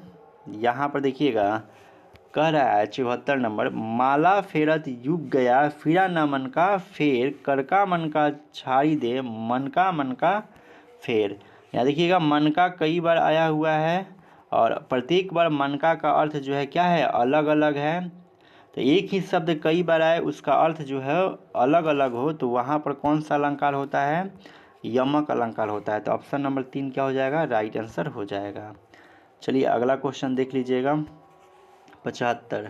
संदेशनी मधुवन कूप भरे, यानी कि संदेश से मधुवन कूप भर गए, यानी कि ये बढ़ा चढ़ा के बात कहा जा रहा है, तो यहाँ अतिशयोक्ति अलंकार हो जाएगा ऑप्शन नंबर 4। चलिए 76 नंबर देख लीजिए। छंद की प्रत्येक पंक्ति को क्या कहते हैं? छंद की प्रत्येक पंक्ति को क्या कहते हैं? तो इसको हम लोग चरण बोलते हैं। तो ऑप्शन नंबर 3 क्या हो जाएगा? सही हो जाएगा। याद रखिएगा चौपाई में कितनी मात्राएं होती है? तो चौपाई में 16 मात्राएं होती हैं। चलिए अगला क्वेश्चन देखते हैं 77 नंबर। कह रहा है कि जिस छंद के पहले तथा तीसरे चरणों में 13 और दूसरे तथा चौथे चरणों में 11 मात्राएं होती है वह छंद कहलाता है। ये जो है दोहा का परिभाषा ही दे दिया है, दोहा छंद का परिभाषा दे दिया है कि पहले और तीसरे चरण में 13 मात्राएं और दूसरे और चौथे में 11 मात्राएं। तो इसमें क्या होगा? आपका दोहा छंद हो जाएगा। चलिए आपको ऑप्शन हम दिखा देते हैं, देख लीजिए यहाँ पर ऑप्शन भी दिया हुआ है। तो ऑप्शन नंबर क्या हो जाएगा? आपका 4 हो जाएगा। चलिए अगला क्वेश्चन देखते हैं 78 नंबर देख लीजिए। कह रहा है कि छंद की रचना किसके द्वारा होती है? छंद की रचना किसके द्वारा होती है? ये जो होता है गणों के समायोजन से क्या होता है? छंद की रचना होती है। तो ऑप्शन नंबर 1 हो जाएगा। अगर कहे कि गणों की संख्या कितनी होती है? तो 8 होती है। एक गण में कितने अक्षर होते हैं? तो 3 अक्षर होते हैं। इस चीज़ को आपको ध्यान रखना है। चलिए क्वेश्चन नंबर देखते हैं 79 नंबर। कह रहा है कि गणों की संख्या होती है, अभी हम बताएं कि गणों की संख्या कितनी होती है? तो 79 का हो जाएगा ऑप्शन नंबर 2 हो जाएगा। 8 होता है। अगर आपसे कहे कि अर्थ के आधार पर वाक्य के कितने भेद होते हैं? तो याद रखिएगा अर्थ के आधार पर वाक्य के 8 भेद होते हैं। चलिए अगला क्वेश्चन हम लोग देख लेते हैं। अगला क्वेश्चन कह रहा है, ये भी अलंकार से संबंधित है, देख लीजिए। नहीं पराग नहीं मधुर मधु नहीं विकास ये काल अली कली ही सो बिंध्यो आगे कवन हवाल। कह रहा है कि प्रस्तुत पंक्तियों में कौन सा अलंकार है? तो यहाँ पर जो है अनयोक्ति अलंकार है। ऑप्शन नंबर 3 क्या होगा? राइट आंसर हो जाएगा। यदि आप मेरा अलंकार वाला वीडियो नहीं देखे हैं तो प्ले लिस्ट में जो है पड़ा हुआ है, वहाँ से आप जाकर देख सकते हैं। कम से कम 5 भाग में जो है इसका डिस्कशन कराया गया है प्रत्येक क्वेश्चन का, तो वहाँ से देख सकते हैं, बेटर आपको समझ में आएगा। यहाँ पर समय का थोड़ा सा अभाव है, इसलिए ज़्यादा समय यहाँ पर हम नहीं दे पाएंगे। ध्यान दीजिएगा अनयोक्ति अलंकार को हम लोग बोलते हैं समासोक्ति अलंकार बोलते हैं। क्या बोलते हैं? समासोक्ति अलंकार बोलते हैं। तो इस चीज़ को आप ध्यान रखेंगे। आई होप आप समझ गए होंगे। तो आज के लिए इतना ही। आपको ये वीडियो कैसा लगा कमेंट सेक्शन में ज़रूर कमेंट करके बताएंगे। अगर ये वीडियो अच्छा लगा होगा तो एक लाइक का बटन तो बनता ही है, और इसे अपने सारे दोस्तों के पास शेयर कर दीजिए ताकि उन्हें भी इस वीडियो का लाभ मिल सके। चलिए मिलते हैं नेक्स्ट वीडियो में, तब तक के लिए धन्यवाद।